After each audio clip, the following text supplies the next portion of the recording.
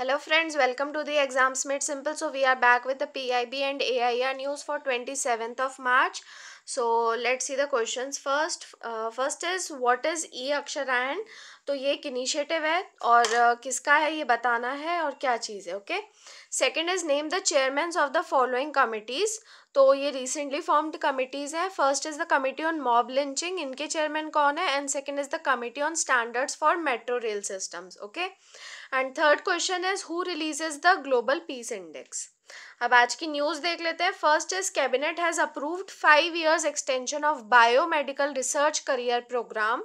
और ये प्रोग्राम है under Wellcome Trust DBT India Alliance. DBT क्या है? ये है डिपार्टमेंट ऑफ बायोटेक्नोलॉजी. तो पहले इसका जो टर्म था वो 10 साल का था, 2008-9 से 2018-19 तक का. It is 19. ओके. एंड अब इसको है ना बढ़ा के कर दिए 2019 से 2023 तक. ओके.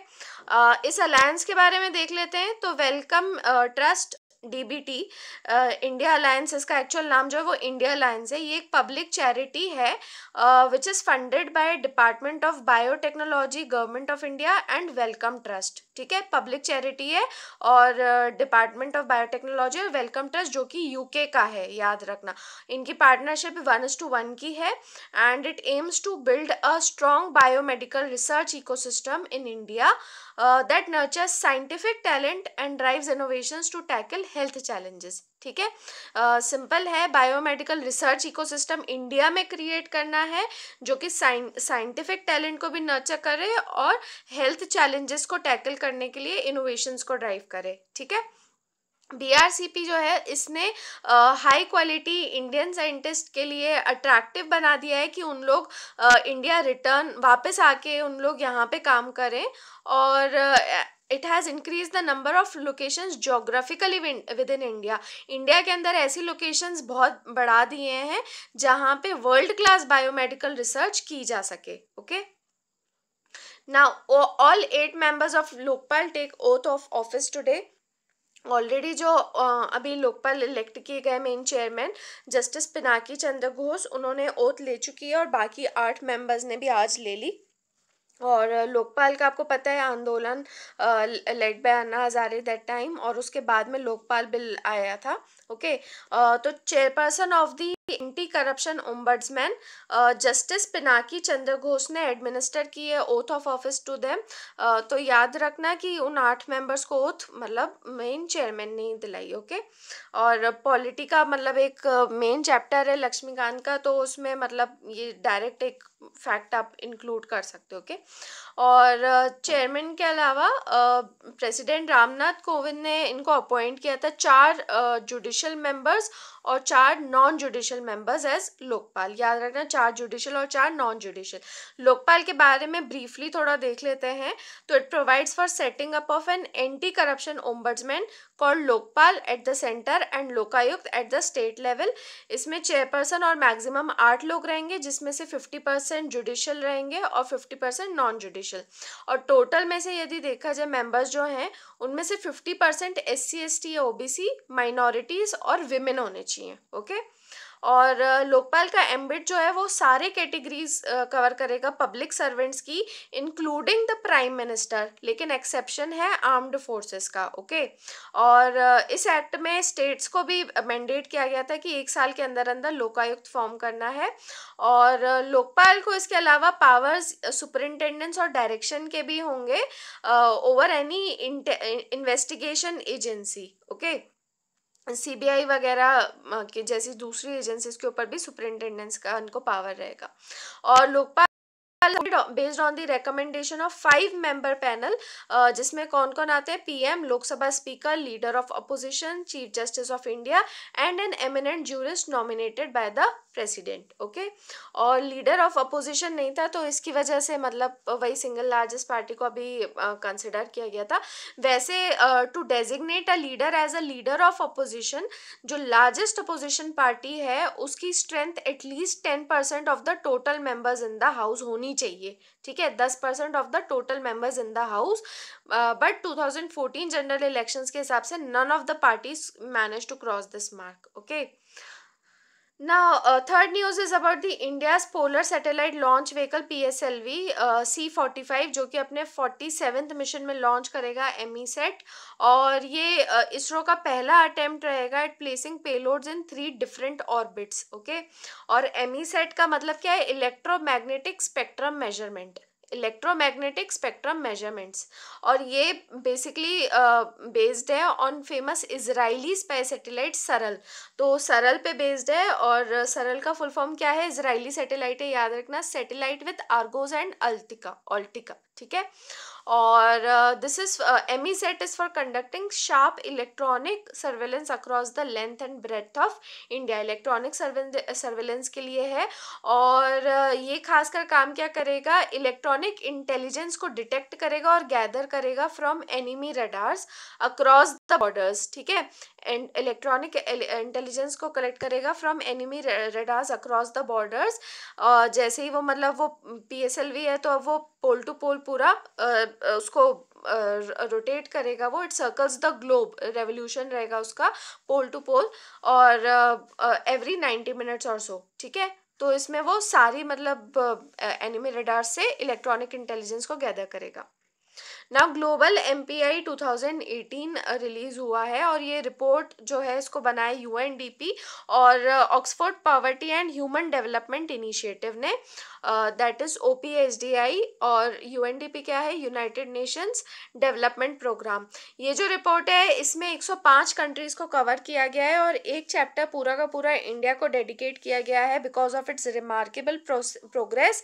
इसके बावजूद इस रिपोर्ट में कहा है कि इंडिया में largest number of multi dimensional poor है, 364 मिलियन पुअर इन 2015-16, ठीक है। तो जो रिपोर्ट ली गई है 2005-6 से 2015-16 के बीच की ली गई है, और इसमें लार्जेस्ट जो पॉवर्टी बताई गई है वो इंडिया में बताई गई है।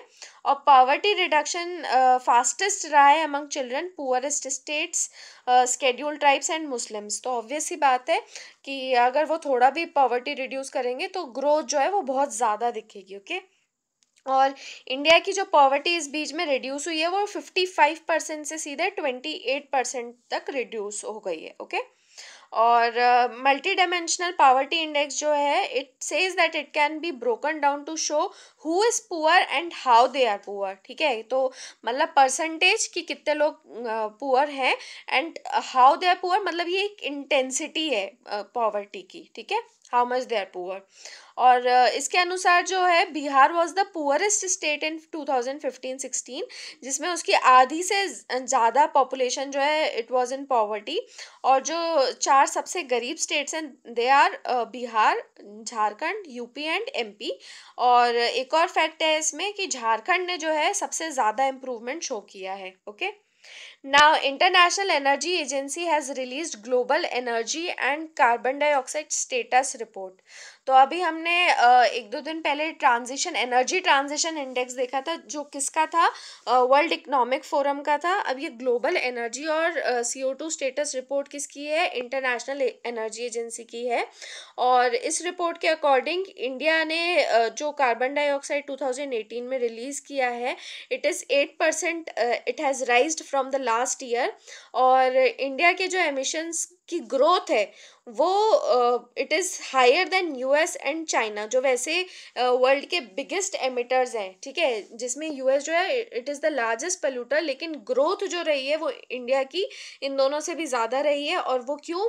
Primarily due to a rise in coal consumption बढ़ा है। ओके, और चाइना, US और इंडिया का यदि टोटल देख लें तो they accounted for nearly 70% of the rise in energy demand. Okay, और यूनाइटेड स्टेट्स लार्जेस्ट एमिटर 14% के लिए रिस्पॉन्सिबल है। IEA के बारे में देख लेते हैं। ये 1974 में स्टैब्लिश हुई थी as per the framework of OECD। और IEA works to ensure reliable, affordable and clean energy for its 30 member countries. याद रखना 30 मेंबर कंट्रीज हैं, उनको रिलायबल, अफोर्डेबल और क्लीन एनर्जी प्रोवाइड कराने के लिए। हेडक्वार्टर कहाँ है इसका? Paris in France. और जो कैंडिडेट कंट्री होगी उसको OECD का मेंबर होना ज़रूरी है, लेकिन सारे OECD members are not IEA member. Okay, reports वैसे आई है, कौन कौन सी रिलीज करता है? 5 रिपोर्ट्स हैं, याद रखना है। Global energy and CO2 status report, world energy outlook, world energy statistics, world energy balances and energy technology perspectives. तो वर्ल्ड एनर्जी वाले तो 3 हैं, वो ऐसे ही याद रखना, आउटलुक, स्टैटिस्टिक्स और बैलेंसेस, और इसके अलावा 2 और हैं। ओके, एनर्जी वाला मतलब आएगा ही आएगा, तो आप बाय डिफॉल्ट ले भी सकते हो इसको। Okay, now Facebook has launch 2 new India specific tools, candidate connect and share you voted. तो ये काय के लिए? सिविक एंगेजमेंट बढ़ाने के लिए है प्लेटफॉर्म पे during the Lok Sabha elections of 2019।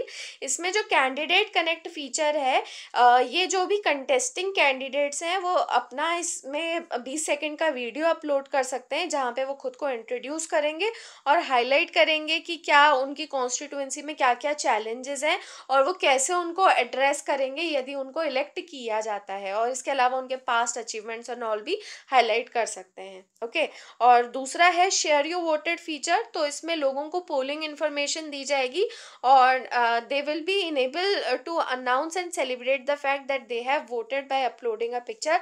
तो नॉर्मली ही लोग अपने फोटोज डालते ही हैं, आपने देखा होगा, वो इंक लगी रहती है इंडेक्स फिंगर पे और वो वाली फ़ोटो डालते हैं। और अब इसमें मतलब फेसबुक ने एक टूल भी बना दिया है कि जो नहीं भी डालता है वो भी आके अपना फ़ोटो अपलोड कर सकता है। Okay, now, India successfully test anti-satellite missile. This news has been already discussed in a separate video. यदि आपने नहीं देखी है वहाँ पे आप डिटेल में देख सकते हैं। यहाँ पे हम एक बार उसको जल्दी से ब्रीफली एक और बार देख लेते हैं। DRDO, that is defence research and development organisation, ने कंडक्ट किया था ASAT missile test, that is anti satellite missile test, और इस मिशन का नाम था mission Shakti, from doctor APJ Abdul Kalam island in Orissa. और DRDO द्वारा ही डेवलप्ड थी ये ballistic interceptor missile, and it has successfully engaged an Indian orbiting target satellite in low earth orbit in a hit to kill mode. और ये 3 stage missile थी जिसमें 2 solid rocket boosters थे, और इस टेस्ट ने डेमोन्स्ट्रेट कर दिया है the nation's capability to defend its assets in outer space. Outer space में भी हम अपने एसेट्स को डिफेंड कर सकते हैं। So this is a very big achievement and India has registered herself as a space power today. और अभी तक केवल दूसरी 3 कंट्रीज थी जिन्होंने ये किया था। They were only, first was US, then Russia and China. Okay, और एसेट्स का यूज़ क्या रहेगा और इसको मिलिट्री वगैरह अगर जैसे वॉर होता है तो वहाँ पे कैसे यूज़ किया जा कैसे यूज़ किया जा सकता है? So they can be use to intercept and jam communication और military satellites of enemy countries. जो एनिमी कंट्रीज की मिलिट्री सैटेलाइट्स वगैरह हैं उनके कम्युनिकेशन को इंटरसेप्ट किया जा सकता है, जैम किया जा सकता है in the time of war. और मतलब उनको इससे भी रोका जा सकता है कि वो अपने सोल्जर से कम्युनिकेट कर पाए।